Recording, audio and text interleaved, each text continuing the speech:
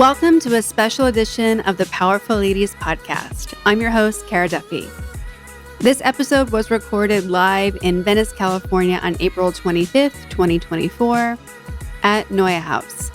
It's an amazing discussion about my Have It All method featuring myself and three of my favorite entrepreneurs. Maurice Philogin, who flew in all the way from Lebanon, KJ Atlas, whose solo Powerful Ladies episode you may have already heard. If not, go back and listen. And Chris Grubisa, one of my favorite humans and the founder of the production company Krillix, and his new venture, Let's Cook, all about video editing and community. He and his wife have also been featured in a Power Couple episode previously as well. So listen to that if you haven't as well. All the ways to follow and support this panel are in our show notes at thepowerfulladies.com. But until then, please enjoy this episode.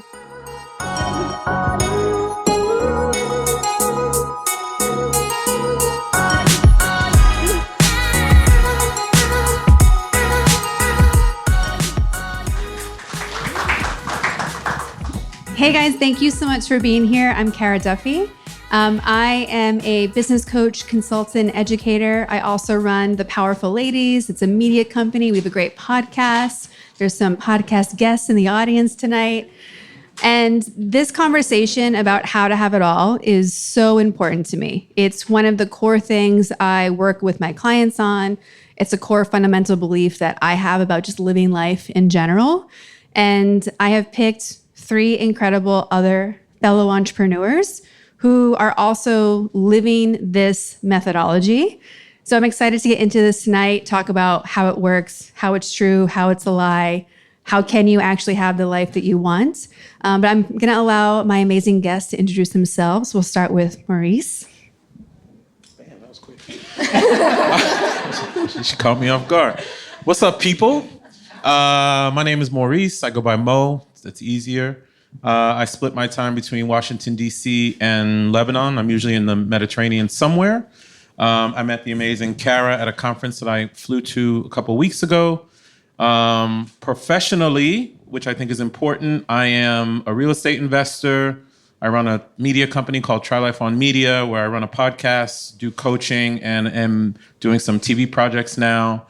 And relative to the method that we're talking about, for 25 years, I was an executive at a corporate firm. I was a street cop for 15 years at the same time. I was also a federal agent at the same time. Yes, it's all possible. While I was a real estate investor, while I was being an actor on TV, while I was traveling the world 100 countries, 300 times, if you want something, you can focus on it, right? We can create and protect time. And I think that's why Kara asked me to come to talk about that journey and tell you guys what I know.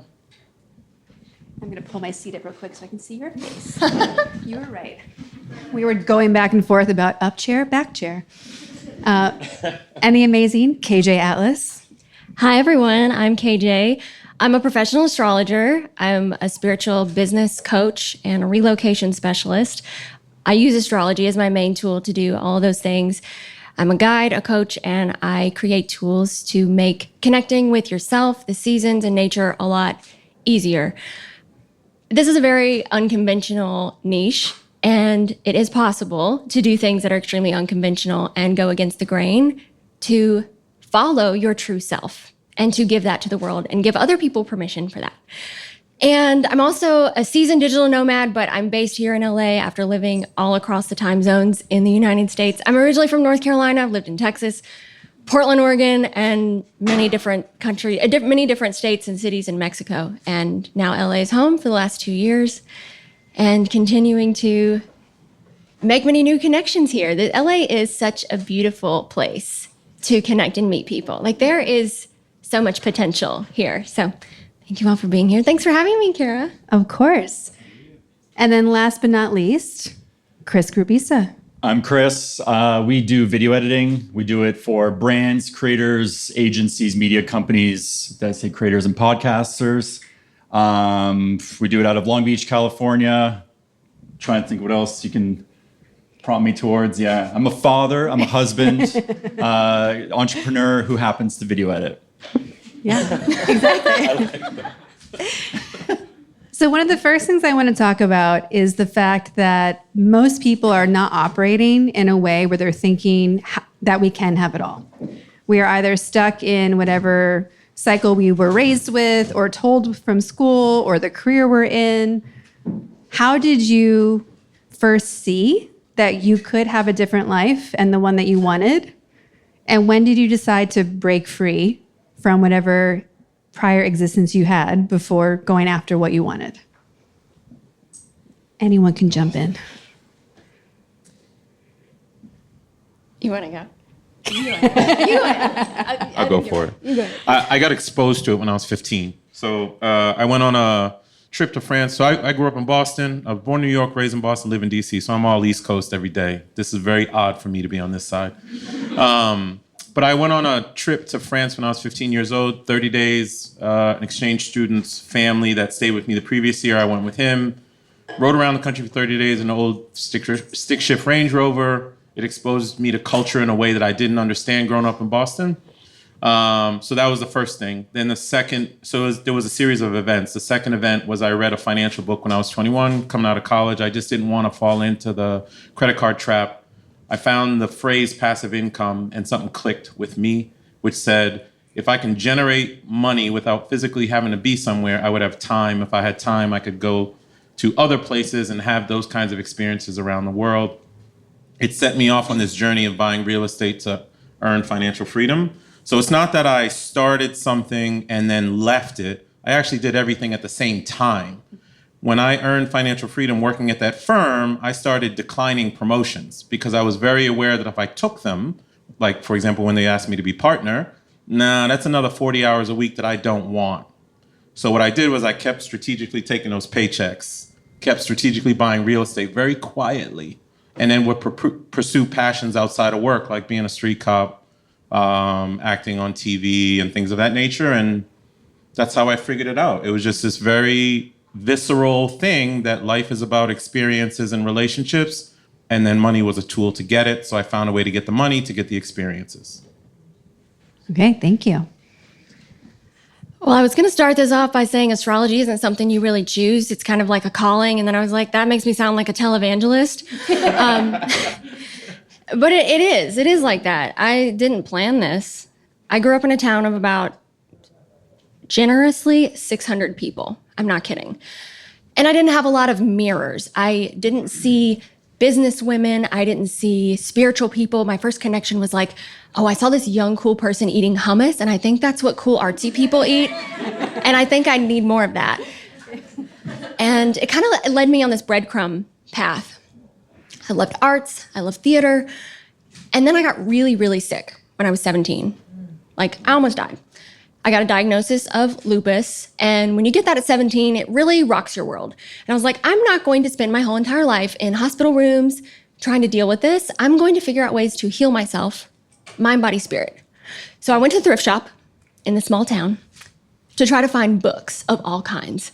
So I got palmistry and herbalism and Jungian archetypes and all these random things, how to heal yourself naturally. That's a scary rabbit hole, just letting you know, especially now. And I realized that there's something magical about the mind, body, spirit connection, and we don't talk about it enough, especially in the US. And when I started to understand myself and heal on this deep spiritual, metaphysical level, a lot of my symptoms started reversing. This isn't to say that astrology will heal your illness. Trust me, it's not like that. It's a lot of things, but it's a big component, and it's a mirror to help you understand yourself. And it's been quite a journey. You know, people are always like, oh, I'm this overnight success story. And that's a big fat lie because it's been a grind for 7 years. Every little step has built towards the next thing, and then the next thing, and the next thing. And I just kept following those breadcrumbs, and it's worked out pretty good so far. Damn, yeah. I think it was a breakthrough moment of what it was. So me being in, high school, I never made the sport teams, and that's how I was brought up. And I think arts with media and skateboarding really it paved me the path. And I think that's why I met incredible people like yourselves today through Kara, Christopher Ray, I grew up watching Chris's videos here as a high school student. So I guess in a way, like actually a huge way to bring clarity to it, it's, people like Ray or people in front of me who paved the path to show me that. And then also, skateboarding was that, fists up, not like it is now with all the Olympics and stuff, but the arts and the power through media more specifically. And I think that's why I devoted my entire life to media, because of, you, at the end of the day, you turn your brain off. You either scroll on your phone or you go watch a movie on Netflix or whatnot. There's an influence behind that. And I think that Hollywood shine, if you will, now it's all social media as well, incorporated into that. There's an empowerment there. And I think that's what started to give me the permission, more importantly, to take on whatever you want to stand for and believe in. Like you can do anything you kind of want today. It's a really unique thing lately with social, because you can be you anywhere in the world. Yeah. I feel really lucky that I've had a past in skateboarding, action sports, streetwear, a lot of places where they encourage you to break the rules. Yeah. And I remember when I was working at Puma, we weren't allowed to have WGSN. If anyone knows that trend site, we weren't allowed to have it because they didn't want us making things that someone else might have curated in any capacity. Yeah. And it was really frustrating sometimes because there's some collections you're like, I just need the new pink. Like, give me the new pink. But it was being in a place where we were told to break the rules, figure it out. We can't follow the same path. And taking that and being able to apply it to life. Because you looked at this collection of people. I happened to live in Germany at the time. There's people from all over the world who were as crazy as I was to leave home. We didn't really know why. We just thought it'd be fun. Let's go try it out. And now we're in charge of making this stuff that's influencing other people. Yeah. You guys also have all left home. How has leaving home been a catalyst for going after the life you really want? And could you have had the life you wanted if you stayed? Absolutely not. Yeah, no. Yeah. That's the short answer, but it's something I deal with every single day because my family is still in rural North Carolina. My mom, my grandparents, my little brother, and I'm still very close with them as much as I can be living on opposite coasts. And it's not easy, but you make an effort to call and FaceTime and engage and build a relationship as much as possible with the things that are still important with home. And I think leaving has actually given me a lot of respect and reverence for the place itself and my family. It's easier to romanticize it when you're further away. But in short, no, I think you do have to, sometimes the answer, and this is what I talk about with locational astrology, sometimes the answer is to leave. There's a lot of rhetoric around don't run from your problems, but sometimes the environment is the problem or it's limiting and you have to spread your wings and try something new. I'll talk about it I 100% agree. And I'll talk about it from the education perspective and the familial perspective, meaning your family. So I'm a Haitian immigrant kid. Everything in my family is just education, save, pensions, you'll be fine, that kind of thing.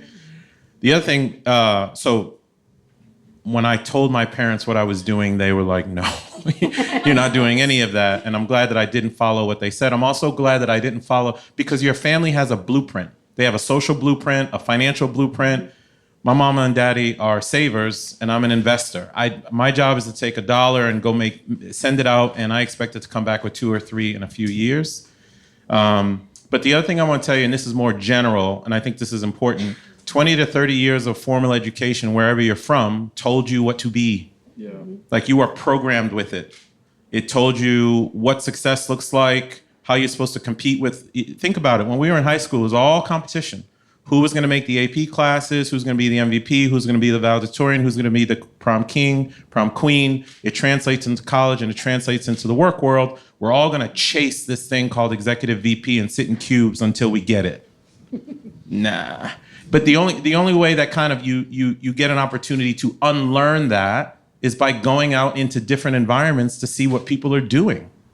And there are so many of us in this room seeking something different. If we don't break free from molds of some sort, you're not going to be exposed to the thing that's going to jog you to do something different for your life. So I think we have to get out of our own comfort zone.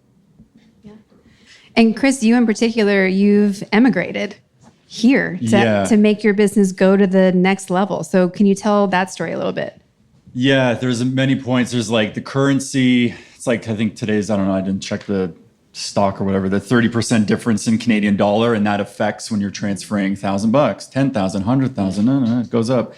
Especially when you're trying to build a family now in my current chapter of my life, but also a business to like invest a lot of capital into what you're building. It was a huge risk. I remember I lost, maybe I'll just recap this real quick. My wife and I were doing the traditional route. It was what Maurice was saying. It's like, everything with school, you check the boxes of competing. We had a 4-level side split home. We just got married, and then we had everything built up and something inside wasn't happy. We sold everything and put it into our SUV and drove across the East Coast to LA for that dream. And it took a toll on everything. It took like a finance, mental space, physical. I lost a bunch of weight in that as well. It was all pressure. I don't know where I'm going with this, but it's basically at the end of the day, it's like believing in yourself and knowing that you can do it. And it's the most cliche thing to say, but it's like, we had your question was like the resistance of family and whatnot too. It was all tested, I think. And I knew that there was a capability of doing it. And like, as a Canadian and on an outside perspective, like LA is the top cheese. I try to scare myself with even a situation right now, like speaking at Venice Beach, like it's a big thing for me. You can see why I'm nervous and everything, but it's like, when I go see my home is family now. It's not in Canada. It's not a location. It's just literally where my feet are with my family. And there's an appreciation and it works out in the end, I guess. And it's all a trust inside.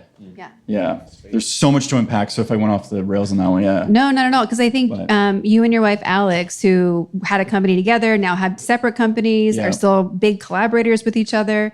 There's a test on marriage there that no school book told us. There's no textbook. Entering kids who are growing in this country. There's a culture aspect to it. Canada's very different than LA, coming from no community as well. Yeah. Yeah. Because you've had to build a new business, new employees, Life. New friends, everything. Yeah. A mindset too. It's a different mindset up in Canada. Yeah. Well, I just think that there's so many people who, in the U.S., we used to immigrate across the U.S., even within it, a lot more, and it stopped. And in fact, we're moving as Americans less than we ever have before. And I think it's really interesting because so many of the people I know who are living a life that they are excited about whether they've gone home and come back, there's been some shift. Doesn't mean that you have to run away and never be at home to have that. Yeah. But there's a component of leaving, as you were saying, like seeing something else or traveling a lot, or like it's an expansion component that I think allows you to actually choose what you want versus what you've seen all the time. There's a lot of conversations right now about why representation matters so much. If you see it, you can be it, is the phrase, right? So I think that when we look at what Have It All is, I coach a lot of people on what you think you want to have is still this big. So what does it take to kind of blow your mind and be like, oh, I didn't even know that was an option? Do you guys have something in particular that you remember that you didn't realize you could have until you saw it or received it? When I received it. So now I coach people in lifestyle design after looking back on 20, 25 years of my own journey, and I didn't realize something that was happening when I was doing it. For everything I've done, I've always employed what I call systematic patience. Always. I was like, this is my idea. I'm going to find some kind of system to get it, and I'm going to stick with that system as long as it takes.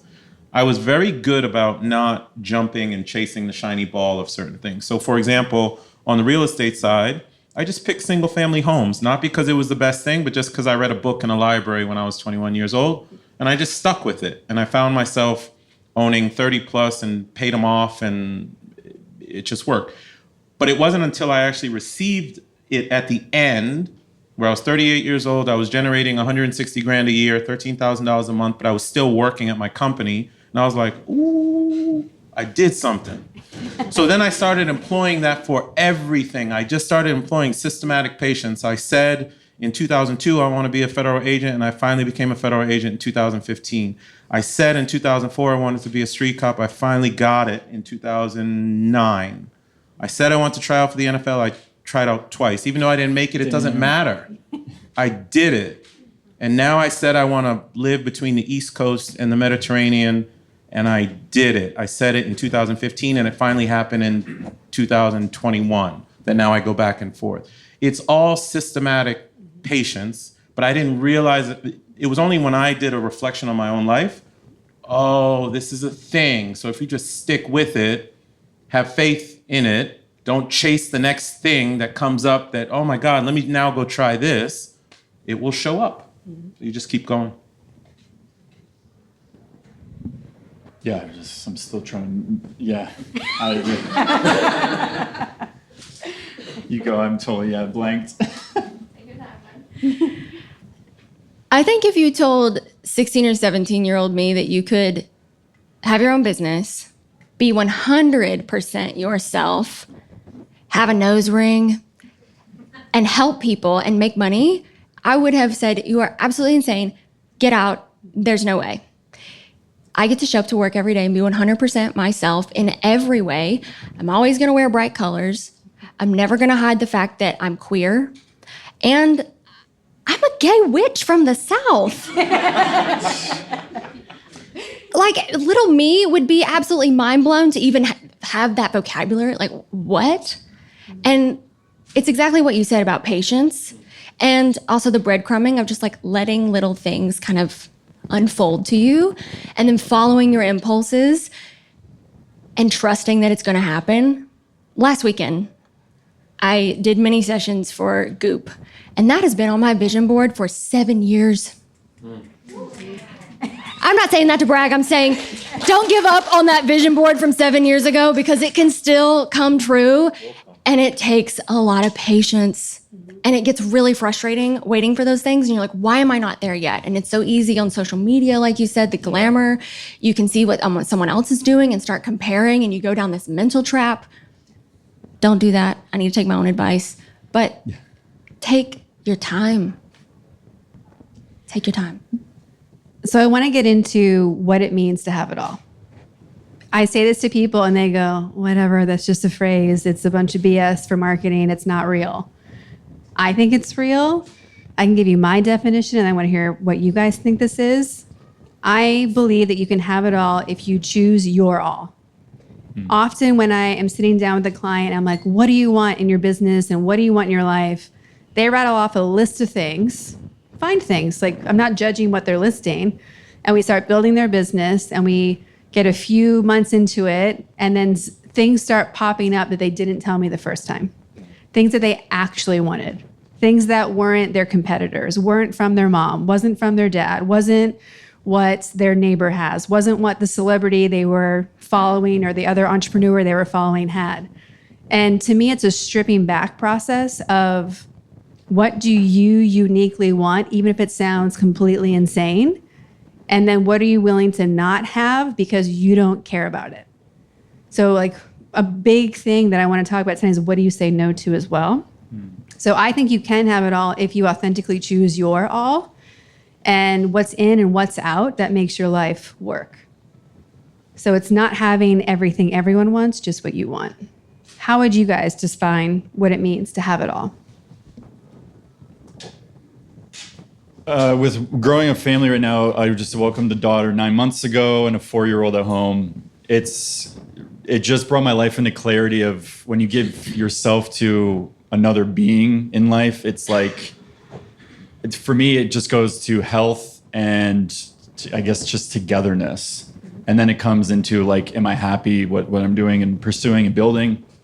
And then everything else comes down. Like, I don't know, look, I got nothing to my essence here, just the ring on my finger and whatnot. But it's all materialist. Like, it falls off real quick, essentially, is what I was trying to get with that. Health and time with them and quality time with the people around you too. That can go to friends and family as well. And before you guys answer, so what I'm really hearing in that is that you're prioritizing your love languages also. Yeah. Yeah. There's a ton. Yeah. You're getting it. Yeah. Out of me. I My can't. coach's ears never turn off. But I want to. One example for Kara, I remember when we were coaching, you had the men's group too. And it was like, what do you want? And I was like, I just want a Peloton right now. And I just didn't have the bike and everything. And I remember that one day I was like, it wasn't even impulse, but you pushed me to the point of getting it. And that thing has literally changed my life. Like I can show you my stats. I'm on it religiously now and what that does, it's great to be a committed advocate for this company and everything, but it's changed me for who I am as a leader in my business, as a father foremost, husband, and how I lead myself. Because there's a commitment behind it. There's a consistency. These are the bigger things that I'm figuring out now. Typical creative where I'm just like surface level thinking. But yeah, it's stuff like that Kara, it's an anchor into what your work does too. It's changed like in that in that perspective for me. Well, and he's referencing a men's group I did called Your Extraordinary Life. And one of our taglines we have is a ridiculous and extraordinary life, because extraordinary can feel heavy sometimes. Ridiculous makes it fun. And with the Peloton example, we were talking about like what would be crazy things you guys could do this year. And you had Peloton. I'm like, Chris, you can do better than a Peloton. And I was also like, a lot of money. I'm like, if you want to, but also I was like, you can get a Peloton right now. I got the plus. Right. But it was this like, isn't a plug. So often we have these things that we're like, oh, it'd be great if I had that. And the truth is, if you want it, you can have it like right now. Yeah. Like we put these things on a list and we're like, ooh, I have to earn that one. I'm like, do you? Like, you could there's so many routes. I think everything's available today. Sorry to cut you off. No. It's like, could have financed the bike. I could have, there's so many more options. Like, I don't know, when we moved to LA, it was like, I knew nobody here. Okay, one flight, make cards, leave behind, stickers, brand yourself, go to a premiere. Mm-hmm. Okay, next flight. Okay, now drive over here, move here. And it's like, there's always a way through. I think I can leave, with that. And just, there's always a way. Yeah. KJ, how about you? What does it mean for you to have it all? I really try to live by my personal values, and that looks very different from anything that I knew the first 22 years of my life. Most of that was, I think it's about the deconditioning, deconditioning all the things that you think you should have and what people tell you should have. And then when you look inside, what do I actually want? For me, I don't want kids. And I always heard people saying, you're going to change your mind, honey. Just wait, you're going to change your mind. You're not going to feel complete. And maybe that's true. That is true for some women. And I love that. I love that for you. And for me, that's not it. And to get comfortable with knowing that's not it, that's not going to be a part of my have it all, but I value freedom. I want to be able to have multiple homes in many places and just say, you want to go have dinner in Paris? Let's go. And jump on the plane. To have that freedom, to have the flexibility. Because of my previous illness, sleep is such a value. And that was one of the reasons I started my own business, is because I was tired of people telling me what time I needed to wake up and be somewhere. Because there's some days where you're like, I really need that 9 hours. And that, to me, is a part of having it all. Yeah. What is your non-negotiables? Mm-hmm. Yeah, having it all. I used to say having it all was what I want, when I want, how I want. And that's not what it is anymore. Having it all means I'm in control. We all have money's a long pole in the tent for a lot of people, okay? And I got something right in my late 20s by accident, which was, I'm gonna go to work, I'm gonna take this degree that I got, I'm gonna get a salary with that degree. Then I'm gonna use that salary to create an income. So when I went to work, while everybody else's definition of success was climbing the ladder and things of that nature, my definition was I gotta take these paychecks and create an income of some sort. Because if I can create the income and cover my basic needs, food, shelter, water, things for my kids, I'm in control. And I've been in control since I was 36, 37 years old. Nobody could ever tell me what to do. So once you cover your basic needs, something beautiful happens. It's not that you chase more money, it's that you start chasing experiences and you start chasing creative projects. And then those experiences start to compound on each other. You start to meet more people. You start to go more places. You start to create more. That allowed me to create a private equity firm. That allowed me to travel to 100 countries. And it's not because I had millions. It's because I had a few thousand coming in a month covering my basic needs and then a little bit more. So for me, the have it all method was like, no, I'm never going to allow an employer to tell me what to do at all. And so the day I realized that my basic needs were covered, I still went to work for 8 more years because I actually liked what I did. But to have it all, I just put myself in control. And that's the way it worked for me. When I was working in corporate life, I had my kind of 4 corners, I call it. The 4 things I had to have to say yes to someone else. Because my MBA is in entrepreneurship, I never thought I'd work for somebody else. But then I got jobs that were fun. Yeah. So my 4 things must include travel. I want to be surrounded by people that inspire me, that are cool and up to something. I want to be making cool things, and I have to be learning something. And those are 4 values that are still in my life. They've never gone away. It's just shifted where those things happen. It was never about the title or the salary, because that we could negotiate. But if it didn't have those 4 things, it wasn't even a conversation starter, because what else are we doing? So whether it was working for someone else or working for myself, like I wanted to make sure I was getting more out of the equation, because I'm going to give a lot. Like, who here knows that they give more than they get most of the time? Yeah. So like that, how do we make that equation more balanced at a minimum versus always feeling like we're on the losing end of what's happening? You guys have mentioned what you've chosen. Are there anything unique that you have said no to or given up to have it all? Tons of stuff. I got, into the kid thing, I think my time right now in my life, time as a whole, it's like my limited time to what I can create. And what that is a reflection of patience. And also having the courage to be like, okay, well, I have to step away from work. There's like a non-negotiable 3 p.m. Childcare is gone. Okay. And then having the courage to be like, emailing someone back saying this is going to take 2 more days than I expected or something. It's little courage moments like that that's helped me. And then saying no is the biggest one. Is just excuses. And I'm going back to like the working out, because that's self-care time. It's me time in a way. And it's a necessity. It's what's the word? Essential. Like, yeah. And so saying no to the excuses, and I'm not even verbally or not even externally, everything inside, I think, is not just being true to yourself and empathize with that as well. If I'm not pushing hard on a workout one day per se, it's like, well, let's go meditate and just take, clarity, not physically exhaust it. Yeah. To push you a little bit more, what are some things that the average guy your age is doing that you are not? Are you going out at night? Are you drinking alcohol? No, 0 alcohol. Just because I don't. I heard recently that it's like when you have hangovers, it's just borrowed time from the day before, and I just don't want to loan that time and whatnot too. Yeah. Mm-hmm. So it's also gone to the most extreme too, where I cut so much off where I'm like, it's too much, and I got to be kind of loose, because I battle with this thing. It's curiosity over control, and I'm trying to find that balance of kind of the dibble dabble. Yeah. How about you, KJ? What have you said no thank you to for your dream life? A couple things come to mind. I think in the beginning, there's this misconception that you have to say yes to everything. And to a degree, some of that is true. And then also it's like, is this just something that's wasting my energy, or is it actually moving the needle forward? Is it helping anyone? Is it helping me? And then make that decision.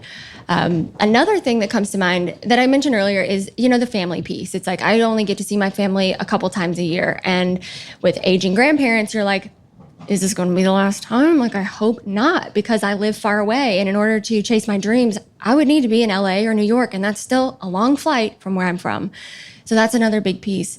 And then I think about other women in my peer group. And I guess I could be going out to festivals and getting wasted on a variety of drugs and stuff, but that doesn't and never really has appealed in the way. And I guess it's also because I've always been more conscious about my body and my health. So I guess that's something that you could say I cut out, but it wasn't really this like big loss. Yeah. Well, I think often what we say no thank you to have our best life, we don't realize it's not a loss. Otherwise we wouldn't let it go. But I think when we look at people who are chasing the life they want versus the average person, there's a huge list of what they do on a regular basis and what they do on a regular basis. What about you? What have you said no thank you to? Ooh, a lot. A lot of stuff. Let's say in the middle of my journey. So let's go from like 28 to, so I'm 48 now, but let's go 28 to 41. I penned something called entrepreneurial depression. I think I was depressed for a very long time, not necessarily clinically, but because I gave up social recognition. I gave up promotions at work. I didn't go after them anymore. Like, I think KJ, you were talking about it, but I think you might have been talking about it. Instead of going for partner at my firm, I created a role. I suggested a role and I created a role that would allow me to travel around the world because I wanted the experience of that versus going after the partner role. So I turned down partner 4 times, and then my colleagues were like, what's wrong with him? Why is he here for 22 years, but you're still not a partner? You're still a senior manager. Or when the fellas was going out on the weekends, usually my weekend time was when I was painting or toilets or termites and stuff like that. And I had to give up that stuff if I was deploying for the military because I really wanted to be there. Just like Chris is talking about, I had to give up not being with my kids because I'm just very much a servant person. So I wanted to serve, and I wanted to be a police officer. So I wanted to serve. You just give up a lot of things. And while you're doing it, you're like, am I doing the right thing? Because the herd is going right. Yeah. But your instinct your faith and everything about you keeps telling you to go left. Mm-hmm. So you go left. And it wasn't until I was age 41, 42 was like, oh shit, it was a good thing that I went left. But I didn't know for about a decade that I was doing the right thing, and it hurt, and I struggled with it. And now all the partners at my firm who still work there and see me kind of floating around the world are like, how'd you do that? And it feels good. But while you're going through it, you have got to I'm being jokey about it, but man, those nights when I was like corporate during the day, street cop at night, real estate on the weekends, like, does this make sense? But yeah, it makes sense because you have 28,000 days in a lifetime. That's it. That's all we got. In the average lifetime, 28,000 days. I know that right now I have 11,300 and change left. I don't got time to waste. I'm not worried about other people's definitions of success. You shouldn't be either. They don't care, right? So yeah, you're gonna have to give up a lot, but you're gonna get so much out of it when you get to the place that you were intended to be. There's a woman that we've had on the Powerful Ladies podcast, Jen Harper. She's the founder of Cheekbone Beauty, the first indigenous beauty brand in North America. They're at Sephora, Canada. They're now expanding into Sephora in the US. She gave up alcohol, ultimately forever, wasn't planning it at the time, and gave up television for a year to start her company. Because she just got to a point where she goes, when am I going to choose myself? And for her, that meant no TV, no alcohol for at least a year. What can I make? 1 year goes by so fast. I know moving around, I'm like, it's 1 year. I can live anywhere. What do we got? Like a shed? I need a backpack, a shed, a phone. We're good. That hits home so clear. Yeah. And so you start realizing what you do or don't need. And I do think traveling, and like when I travel, I am carry-on only. So backpack, rolling carry-on, that's it. I've been gone for 6 weeks that way. But then you start, first you might hate a few items in your wardrobe and be like, we're burning that when we get home. But normally you're like, this is all I need. Like, what else are we really hanging out with? Then you get home and you're like, we can burn the house down. This is such a waste of my time. So you start choosing things. I think also there's the exploration of asking what you really want. It keeps changing. Like my have it all keeps evolving and changing. And as you check things off the box, a spot normally opens up. You're like, well, that's done. What do I want to put there instead? How are you guys seeing your have it all evolve? And also, like, are you giving yourselves time to explore what you might be missing, what you want more of? Like, where are you allowing that conversation with yourself? Mine's ongoing. There's no hard stop to it. It's driving here. It's sometimes overanalyzing things, decisions. It's a consistency. Yeah, it's a continual, like, beautiful wrestle. I don't know how to put that. Yeah. Yeah. How about you guys? Something I'm trying really hard to work on is celebrating where you're at instead of trying to manifest the next thing. Because I did that for a while, and it's exhilarating, but it is like a drug, and it's not good for your brain to constantly be going on to the next thing. And logistically, I am trying to find my next place, but it is part of that manifestation process of like, what do I really want in a place? Like, what makes me feel good? What is my sanctuary? What place is going to help me recharge? What's going to help me build community in a neighborhood, just for an example? And to really think about those things instead of like, oh God, I just really want this like really glitzy, glamorous loft, beach view. It's like, yeah, sure. But what is like the next step towards that? And enjoying and being grateful for where you're at in the past before you jump right into the next thing. I think it's a great point of we work so hard wishing for it and working towards it, and then we get it and it just goes whoop. Yep.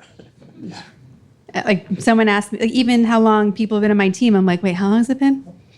3 years? How long have we been in business? 6? When did that happen? Okay, cool. Do we have an anniversary? Do we celebrate one? Like, I don't even know anymore. So we need to like put some of those things back in. Maurice, you've chosen a life that has you international on a regular basis. Yeah. Pros and cons. There's no con. You know what?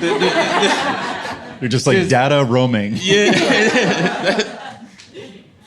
KJ, I really appreciate what you said about being present. I'll address that and the thing that you said before.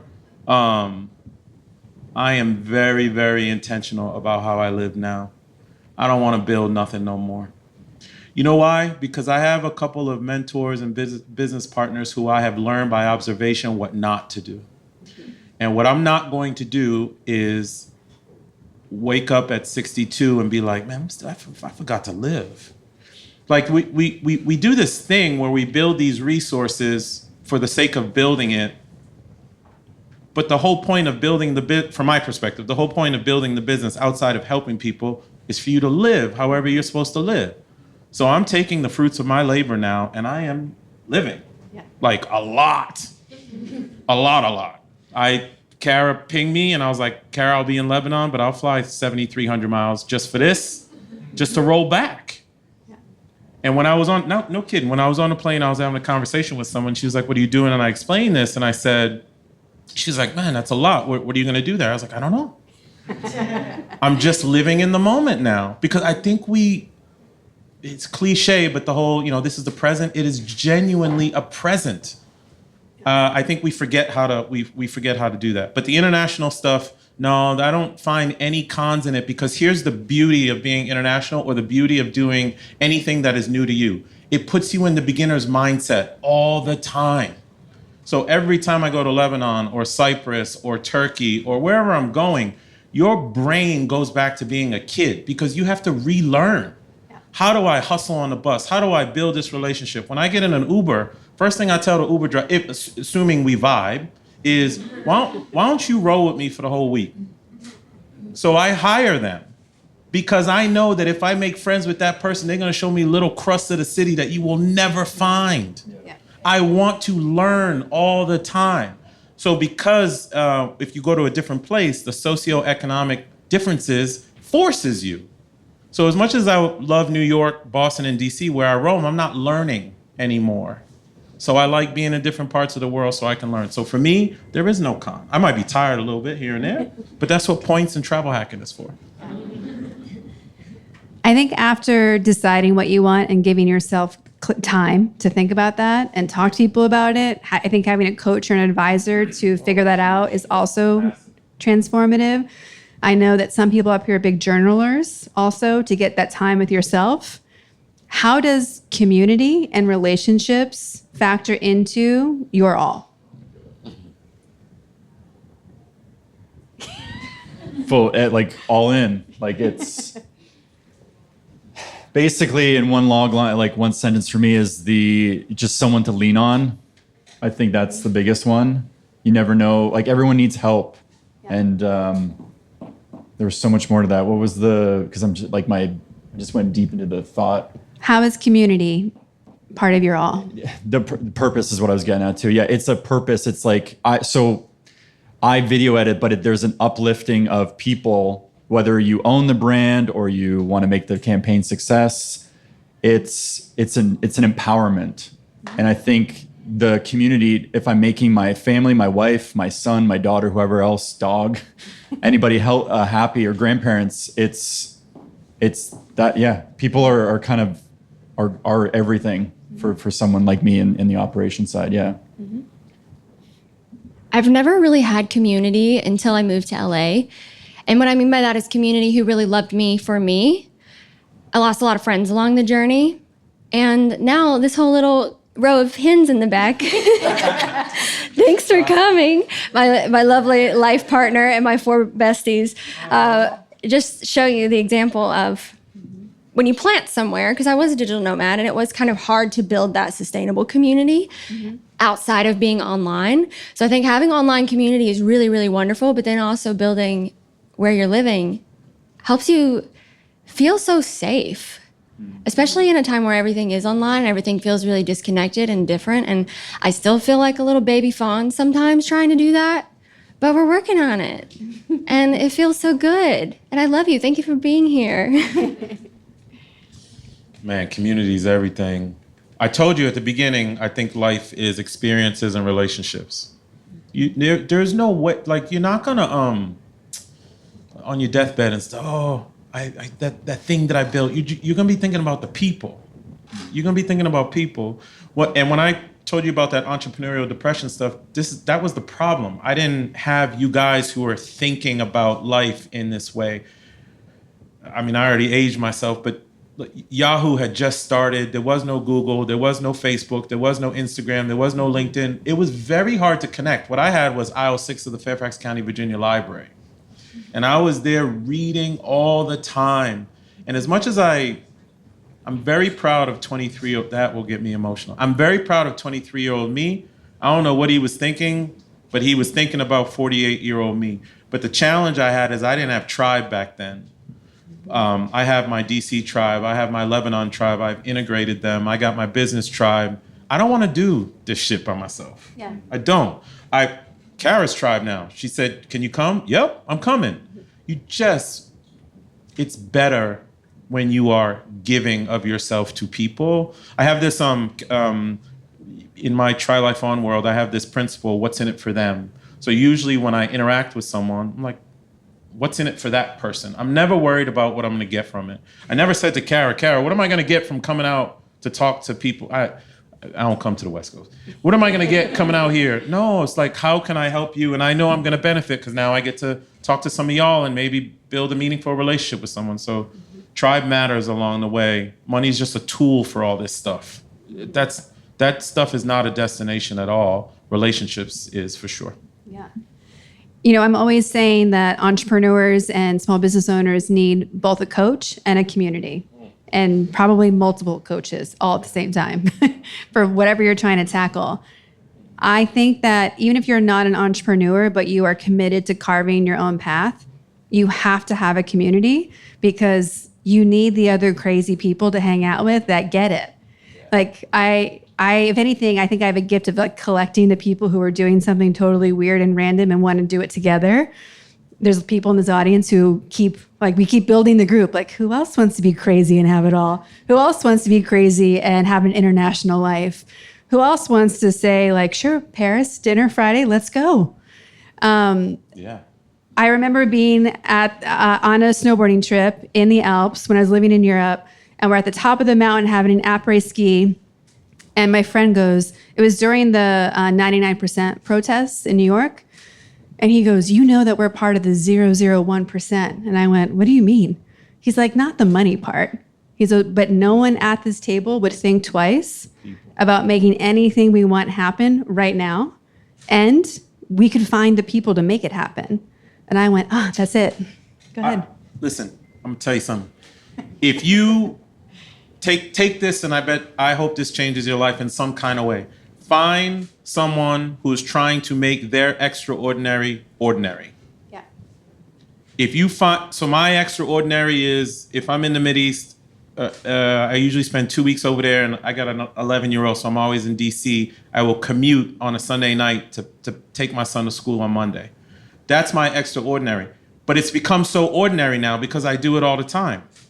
Building a private equity firm was my extraordinary, but me and a couple of business partners, we just made it ordinary. It's normal to us.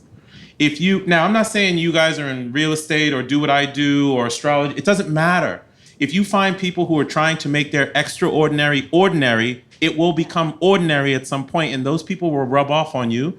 And then the status quo of the rest of society, not that it's wrong, becomes weird to, it's like, no, that's not my thing. I want to be around people who are trying to do something significant, and that becomes your normal. Yeah. So find people who are trying to make extraordinary ordinary.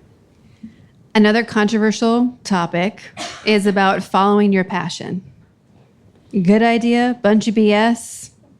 Thoughts? I'm all for it. But for real, I think if you're going to start a business, you have to be radically obsessed with it. At least for me, I couldn't wake up every day and say, I'm going to go, what would I think is really boring? That's the I'm problem, going right? to try. I know, right? I have too many interests, right? But the idea of like, I'm going to get up every day and I'm going to try to sell Bibles. I don't think I could do that. I'm going to try to sell encyclopedias. I couldn't do that. But I can get up every day and do what I love, and that is the fuel that says keep on going. So find your passion and then figure out how to make a lot of money from it instead of just struggle, because that starving artist stuff is not cute anymore. We can make a lot of money being artists. So go do it. And that's what I help people do. Small plug, Chris. Oh, geez. It's funny. I'll be transparent with this too. Media. I've only it's a calling to my life, I think is the best way to put that. I just picked up my dad's camera. You watch videos, you make it over the years, and you find schooling that you don't like, taking high school, college, now your career. And I merged a lot. Like my wife and I worked together. It was all unified. Finances, business plan, vision, all that. So it's definitely testing at times, but it definitely got to late nights were just worth it and all that. You need that obsessive, you need that, it causes the drive and a non-negotiable, to say it nicely, the no BS. It gets you out of bed type feel. Like it's black and white, boom, you're in.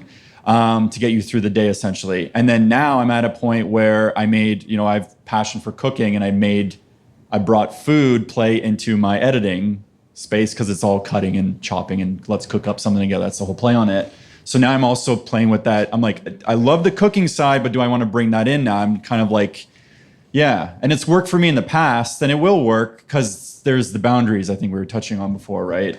It's just being responsible with it because you need that love, but you don't want to be too drunk on that, I think. Well, I think you're also bringing up the idea that once you learn how to monetize something you love doing, you're like, ooh, I love reading. How do I monetize that? And it just keeps going. Yeah. So sometimes you're like, I don't know if that love needs to be a business, but if it could, what would it look like? Friends are coming at me. They're like, you need to do a cooking show because this and that. And if you're going to film it, you have to edit it. And I'm just like, but my cutoff time, my cooking time with my family is meditative. I lose yourself. I'm not thinking of Eminem. Mom's spaghetti. There you go. It's all Italian. But it's that precious. You can see my mind goes everywhere. Creative again. But it's that precious time where I'm questioning it. Do I dibble dabble with it? And it's a responsibility and I understand that struggle. But I want to give y'all the permission to use the normal to your advantage too. This is what I mean. To me, a career or whatever you do for work is one of two things. It's either your purpose, passion, or it's purposeful. So that corporate firm I told you, that was not my passion, but I stayed 25 years. It was purposeful. I needed them 2 checks. I needed the skill sets that I was getting from there. I also designed my life such that I was gaining experiences like working in Sweden and Finland and Norway and wherever I was at. But I was taking the purposeful paychecks out of that, filling up my 401k, getting all them stocks, and then I was pushing it to my passion stuff, which was owning clubs and doing real estate and restaurants and traveling the world and stuff like that. I know that people say sometimes you got to burn the boats to go get. I am obsessed about many things, but I was practical in my obsession, right? I had this resource that was called a corporate career. It's like, oh, I'm getting paid a fair amount of money. Let me use this money to translate it into stuff that's going to take care of me and my family for the rest of my life, plus build the stuff. So when I got off Career Highway at age 46, I just went off the off-ramp and I just kept going. I had built everything. So yeah, I think you can have your passion and push it too, but there's also a practical nature to life as well. And that's okay as well. So you can leverage your 9 to 5, just make sure you leverage it more than it leverages you. Yeah. I think that's such a good point, because there's so many people who will come up to me after a conversation like this and go, I'm not passionate about anything.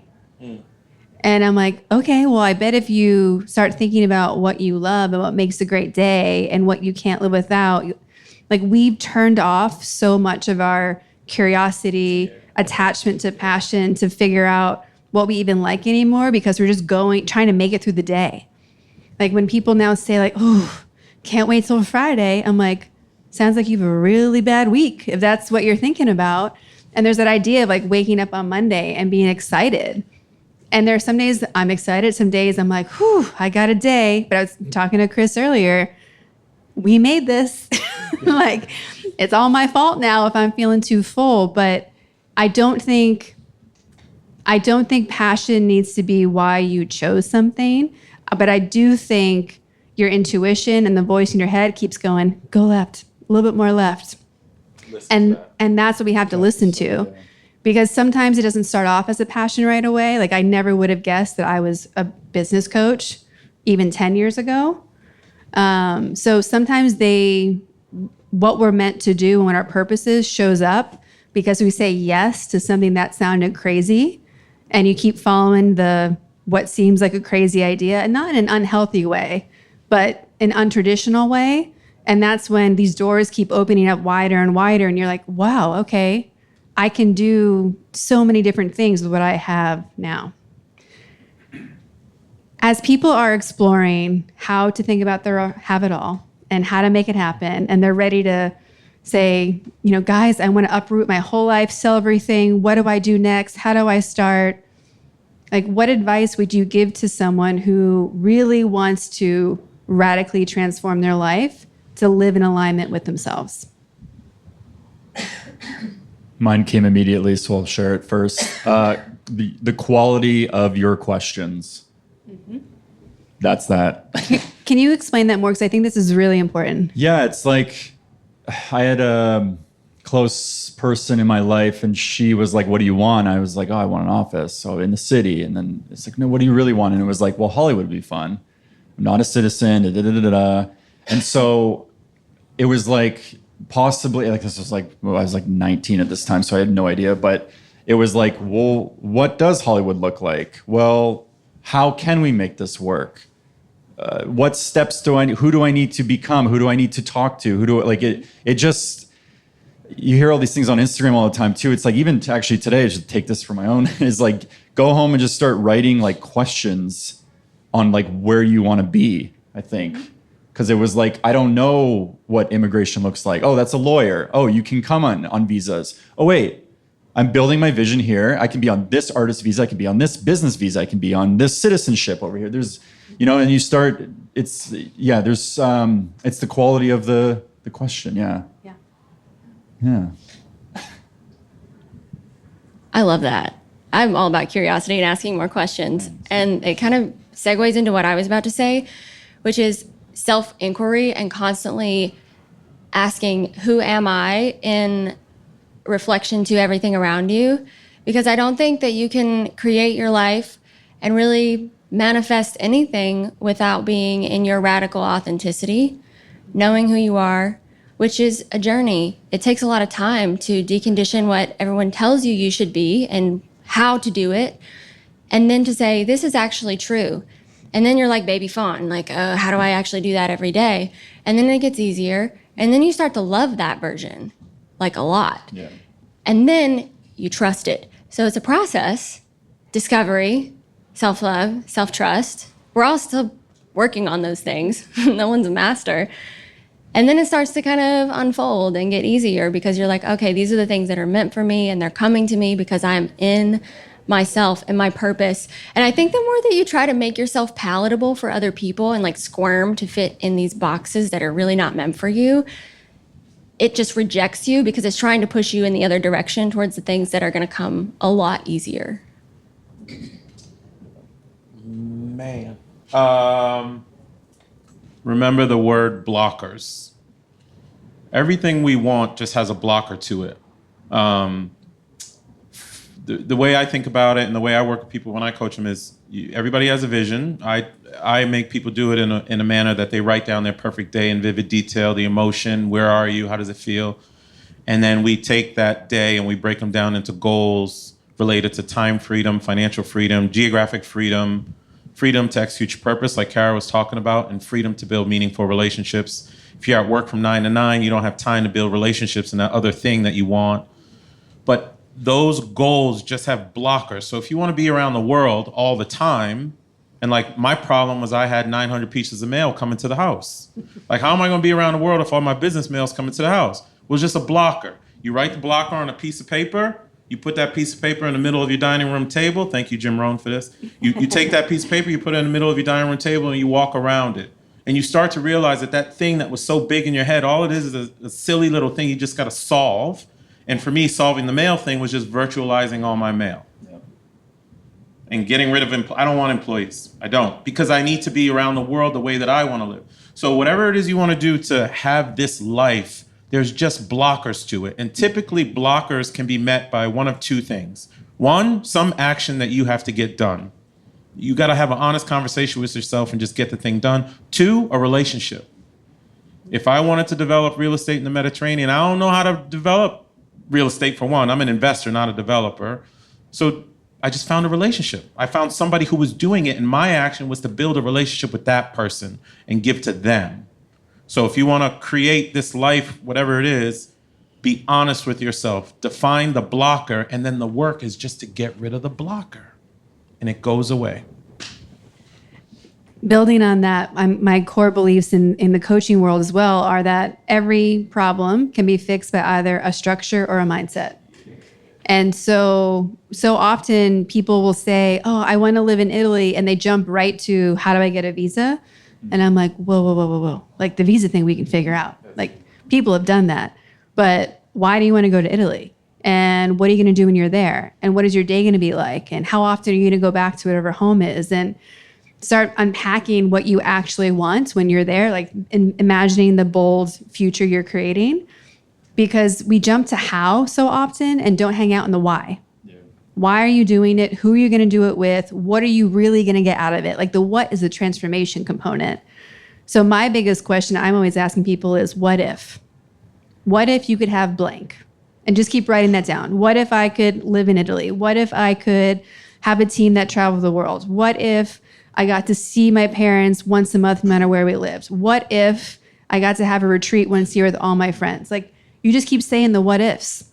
You don't need to know how. And I think that's what stops so many people from having their dream life, is that they think they need to know the answers. But to your point, the answer someone else has. Yeah. So whether it's a coach or someone in this room, or even just asking the people in your life here's what I really want, I don't know how to get it. It starts shifting everything, because if you're stuck on how, it'll be real hard to remember why you're doing it. And I just want to add to that, because she said, what if? And I love that. Most people will say, oh man, if only. Yeah. Like, shift your if only to what if, because all it does is force you to get away from the restriction or the societal definition of status quo or whatever. And you're like, what if? It forces you to start thinking constructively on, okay, well, what if I did this? Or what if I get on a plane and fly 7,300 miles and get here? What is it going to be? And like, man, it just shifts you into the let's get this done kind of mindset, which is a good thing. Yeah. Well, I would love to open it up to some questions. What do you guys want to know about how to have it all? Where are you stuck? Yeah, go ahead. Oh, we have a mic. Would you mind grabbing that? Thanks.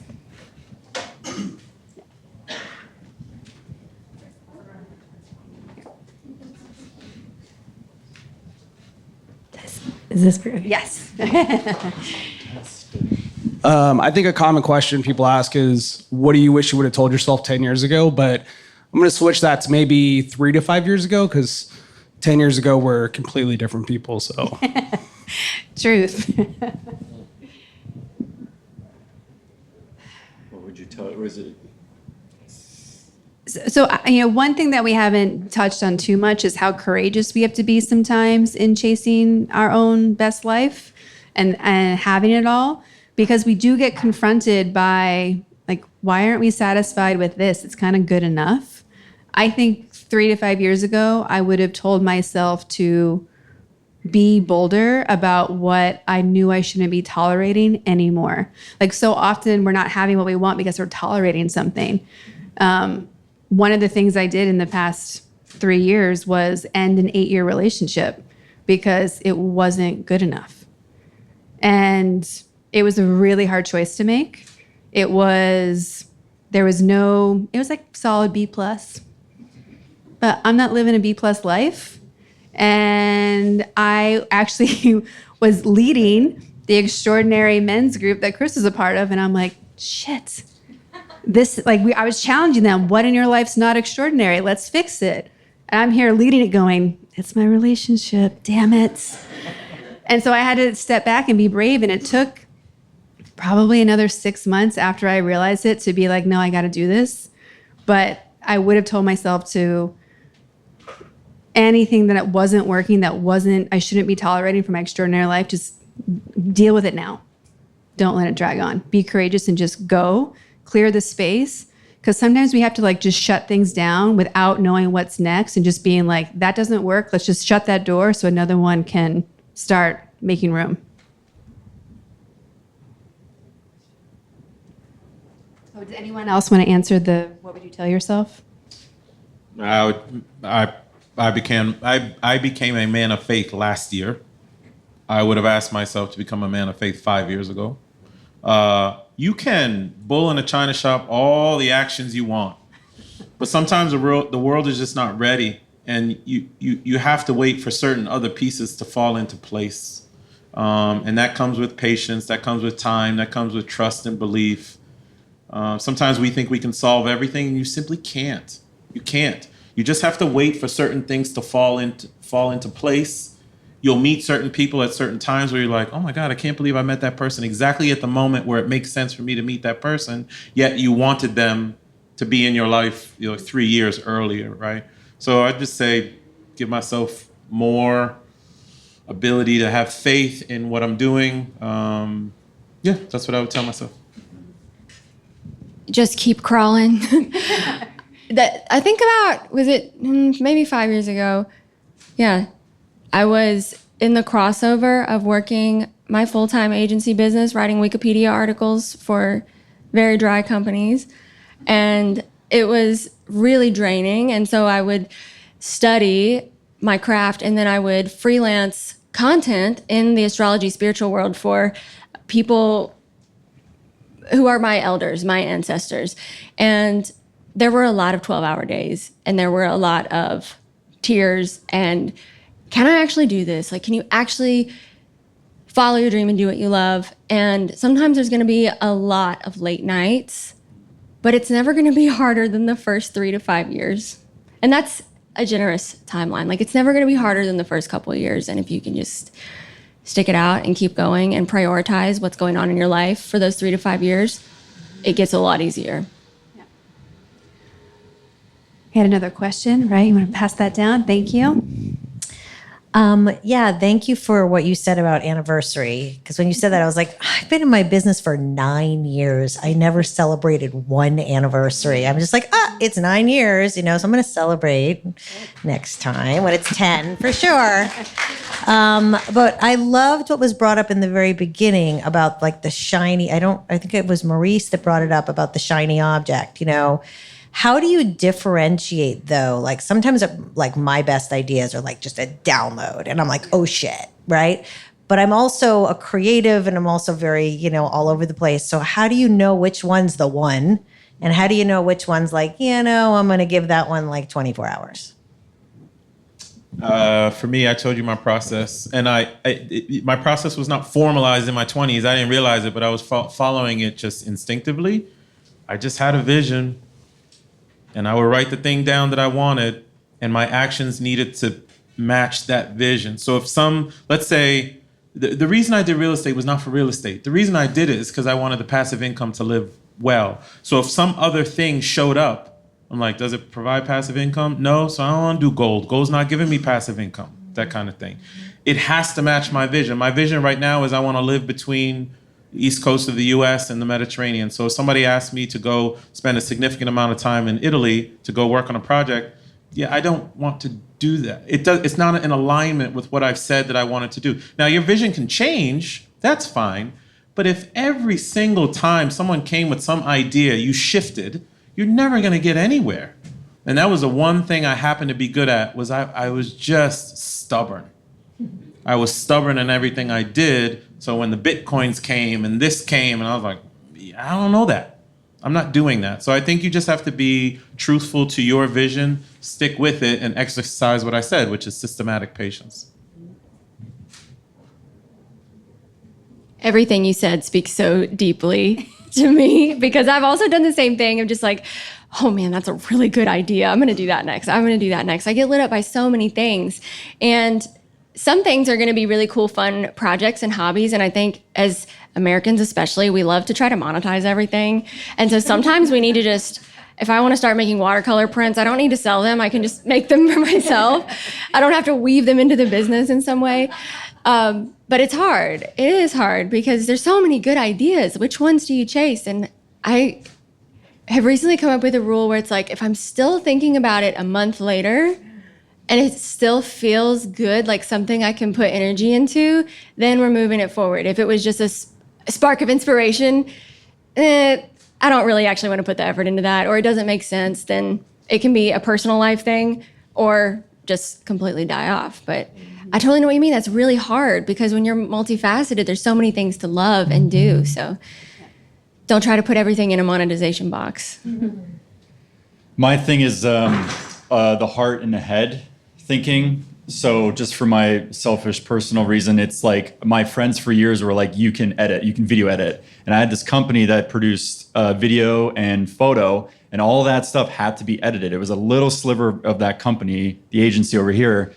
And I just took that sliver, and with remote work and pandemic and life at home and clarity and everything, it started to like widen up. And to the point where I supply, video edits with the team, but that actually empowers people. It's something I can take all that experience from my decade plus back in the day and apply it to my new day. So it fits with the head thinking, but there's a passion deep within my heart. And then it's making a movement with it, putting it on your arm, living it, stickers, the messaging. And that's where my magic is like boosting with like, I'm like ready to go. And now I can see that I'm tracking, instead of kind of tittering, what's the word? Like learning my baby steps to walking to now sprinting. And then understanding what everyone's saying here too. It's the marathon at the end of the day, but it's that magic of seeing that little, I guess the question for when you want to test it, it's like, does this serve me right now? Does this serve me for the big vision? I work with a lot of creative entrepreneurs, and I think there's different buckets of shiny objects. There's the shiny object that is a completely different business. There's the shiny object that's a different business pillar. And then there's all the ideas that are within the boxes you've already made. I use Monday.com for all of my business kind of organization and with my team. And there's a board on there that's just future ideas.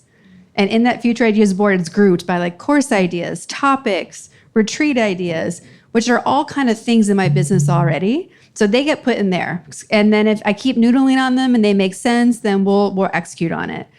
Then I have my secret list, which I don't overwhelm my team with because they would probably go crazy if they saw what I was thinking about on a regular basis. And it's the other things. It's like, wouldn't it be cool if I had this other podcast where we talked about this and that? And wouldn't it be awesome if there was a business doing this? And with those ideas, especially if I get a great name, I'll go buy the domain name, get the Instagram handle, and put it in a box and just let it sit and marinate. The number one most recommended book from guests on the Powerful Ladies podcast has been Big Magic by Elizabeth Gilbert. I highly recommend it to anyone who is a creative and is chasing ideas, because there's a beautiful story about genius and how it goes away and it comes to us. And sometimes we have a great idea that we might be meant to start but not finish, or vice versa. And sometimes we have a great idea, but it's not the right time. And so I have this list of ideas, and it surprises me what shows back up and what will keep pestering us. But I think classifying and making lists of what these ideas are, getting it out of our head so we can focus on what we're doing now, but not losing the idea, I think is the most important part. Yeah, great question. Who else has a question? Yes. You know, I feel like when we're in spaces like this with all these people who are like, obviously, like, we all have our own thing and we're creatives and we're hustling. I think, like, I would love to hear all of you guys on the panel talk about how you allow yourself to rest. Because I'm in this point of rest right now where I'm pivoting careers, and I feel so immensely guilty for not working those 14, 18-hour days on set, and like for changing my goal. It's like immense guilt, and I would just like love to hear how you guys kind of like give grace for yourself and like allow that time to breathe. Great question. Quick first question. Who here works 12 or 14 hours a day? Nope. Nope. Oh no, I'm done with that. Yeah. I stopped. It was so good. Kids definitely put a full stop to that. Love the Pirelli hat. So dope. Where did you get that? I want. It goes to what I initially got with that is the courage. It's like the courage of saying no. The courage of I should take rolling my eyes back. The courage of keeping my phone on silent for notifications, and then having that responsibility, or what's that word? I'm losing it right now, of the responsibility to not pick up the phone immediately. Like, it's those little courage moments. Like, basically, like, sometimes I was saying with working out, it's like I meditate, and that helps me actually more than physically working out my body too. And it's having that courage of just believing. It was Maurice, you were saying that. It's like, how do you know what's right? Mm-hmm. And I think the vulnerability and the transparency as of late, the conversation as like a culture, I think it's upbringing more of self-care, and so it's little courage. What does your self-care actually look like? Like, how are you taking care of yourself, and how are you taking breaks? It's literally, so the cooking thing, got a fire pit. It forces me to look at, throw another log on and let it burn, and appreciate, I don't know, building something, but enjoying it. And Chris, you have a cold plunge and sauna at home. The sauna is like, you can't take technology in there. Yeah. So it's like, you got to talk to each other. Mm-hmm. It's stuff like that. I don't know. I don't have a full answer. It's I think my courage is my end. Yeah. No, knowing Chris and his family dynamic, they are very good at cutting things off, and like, this is when things end. They do a lot of tag teaming, like trading off. But when you spend time with them in the evening, you guys aren't taking late calls. You're not doing things. It really is like, that's done. Now we're family time, and that's it. So. And a little thing that came up with that is I put bookends to my day on the calendar. So when I physically see it myself, and then all my scheduling is like automatic here, schedule a time with me, those links. No one can schedule, Monday morning, because I get my stuff together, and then every day at like 3 p.m. I think it cuts off. So I tested that on for like 6 months, and then you get into the rhythm, and then your ordinary it just becomes the norm. Yeah. Hustle culture is ridiculous. Commitment to self is not. Yeah. Okay, so I definitely move a lot, but it's more for life now than it is for me building anything. But during the years that I was telling you, when I went through all that entrepreneurial depression, man, I was hustling, and I had to sleep in the cracks in a lot of ways. And when I think back on it now, it exhausts me. I don't know how I did what I was doing. I had to learn. I wrote a newsletter on it. In the last 3-4 years, I had to learn how to be idle. it's so crazy. We are like, even in the entrepreneurial space, in the 9-to-5 space, it's obvious, right? We got to impress the boss and so we stay till 9, we go to the happy hour. That happens. But it happens in the entrepreneurial space too. We do it to ourselves. When actually the man upstairs or whatever you do or don't believe in actually wants you to live. Like, you're actually here to live and not drive yourself into this frenzy. The crazy thing is, work never stops, but life will. Like, when you start realizing how precious this time is on this planet, if you're being committed to yourself because you want to fly to come spend time with Kara, that's not work. That's living. Knowing the distinction between the two will help you. Give yourself permission to be idle. I really respect what Chris is saying about saying no. I say, I don't want to do another real estate deal. I've said no to so many in the past year because that's not living for me anymore. So once you get yourself to a particular place where your basic, remember, this is why I said getting your basic needs covered is so important, because you have choices. You have choices, right? Don't default to the entrepreneurial status quo either of, no, I got to do this hustle culture thing because that's what Instagram is telling me. Garbage. You're going to wake up and you will have missed it all. So give yourself permission to be idle and still, or be where you want to be. For what it's worth, I'm a city dude, and all of a sudden, probably in the last 2 years, I'm so in love with Mama Nature. I'm always outside in Mama Nature somewhere with my shoes off, grounding my feet, feeling energy from the ground. I can't live without the Mediterranean Sea no more. This world has so much to offer, but our nervous systems are so busy with phones and dings and planes and this and that. Nah, man, slow down before we miss it. Give yourself permission to be idle. I saw a quote recently, and I don't know where it came from, but it really hit me because it said that I've never met a relaxed woman. And truthfully, like, I think about my mother, grandmother, and all the women around me growing up, that there's always someone to help, someone to take care of, something to do. And if you go deeper, there's always more weight to lose. There's always more productivity to have, someone to serve. And you don't have to do any of that, but it's so hard to decondition from it and not do that. And I struggle with it. I do struggle with pulling away. And I have to kind of force myself, like, what am I going to do to relax today? Like, I love my massages. To literally be forced on this table, you cannot touch your phone. You are going to relax for 90 minutes. And like you said, I love cooking. That's my meditation. And it's a form of self-care. Like, after a long day of calls, I need an hour in the kitchen by myself to just chop a vegetable. And I think a lot about how we're like, oh, I want to be better than. I want to do my ancestors proud. And for me, my ancestors died on poor farms in Appalachia. And I was like, I need to be rich in order to make them proud. I need to work really, really hard. And then one day I had this breakthrough and I was like, I need to leisure and rest, because that's what they didn't get to do. They were working so hard that I need to learn how to actually rest and relax. And I live up here in this space, and so it's so hard. And, there's different modalities and things you can do to help you drop in. Toolkits for self-care are so vast. So explore and have fun with it and figure out ways to drop into your body periodically, even if you live up here, and most of us do because we're on our phones, we're taking calls, answering emails, whatever. And if you have to literally remove yourself, go get a massage, go sit in the park for an hour without your phone, or go by the beach since we're by the beach.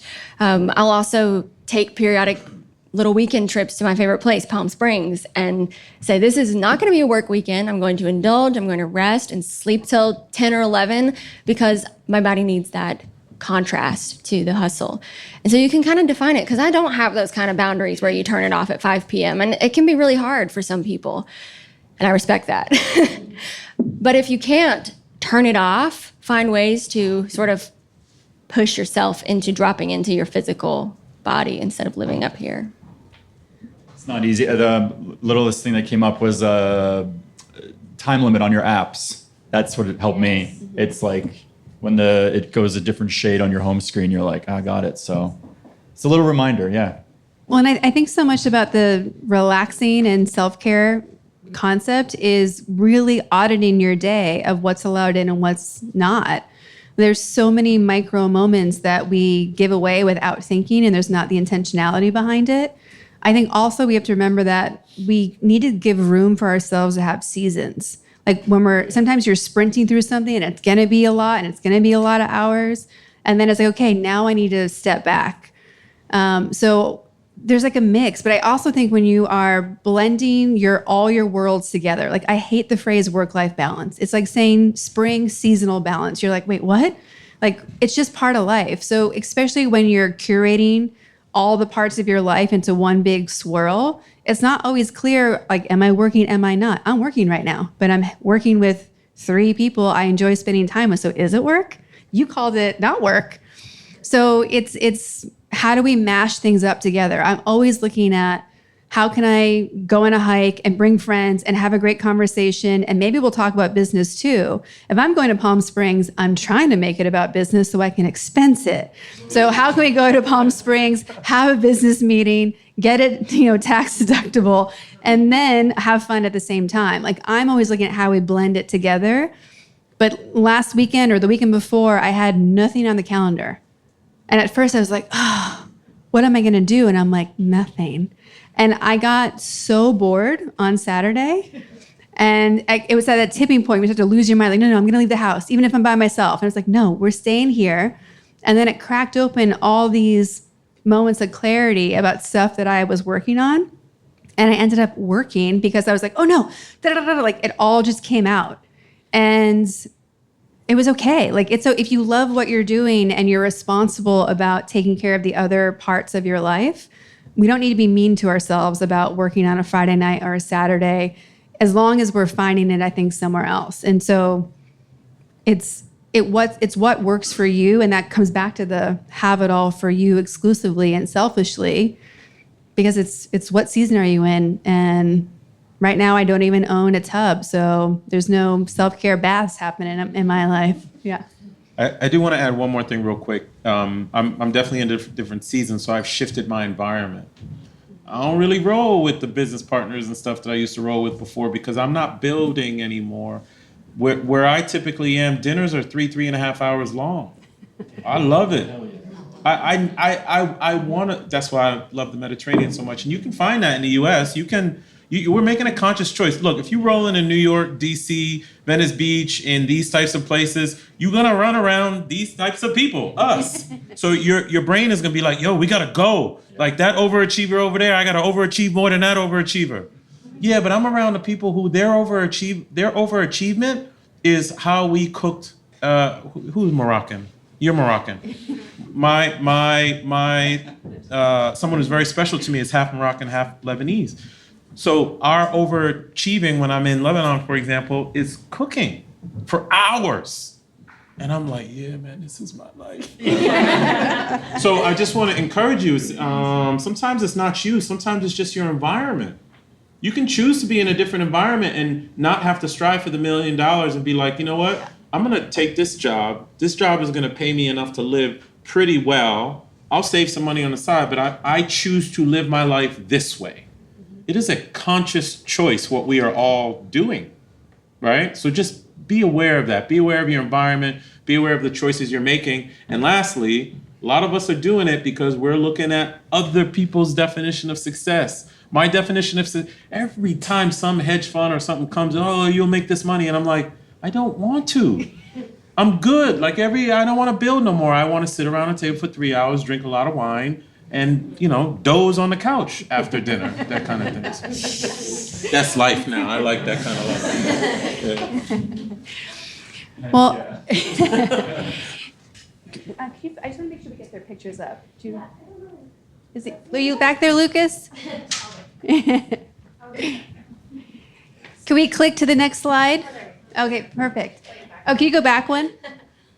Okay, so I want to make sure that you guys, if you love their advice and what they're up to and just want to support them and or be friends, I recommend follow them, hang out with them. We are going to go upstairs and we're going to have about an hour to hang out and mingle and talk to you guys and network.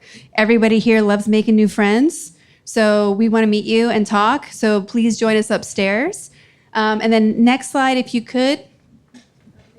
We've got some exciting things coming up. So I also have some flyers here. Ask Kara. I'm going to be back here doing office hours on May 8th. So free business coaching or life coaching, career, whatever you want to talk about, you can book a session. So grab one of these. I also have this great catalog about how to make your business thrive. It's people I recommend: lawyers, accountants, CPAs, graphic designers, photographers. So grab one of those too. But really, thank you guys so much for taking your time to spend this with us. I hope you got great things out of it. And then please stay in your seats because we are going to come up and take a photo with all of you guys too. But thank you so much. And I hope to see you on May 8th as well.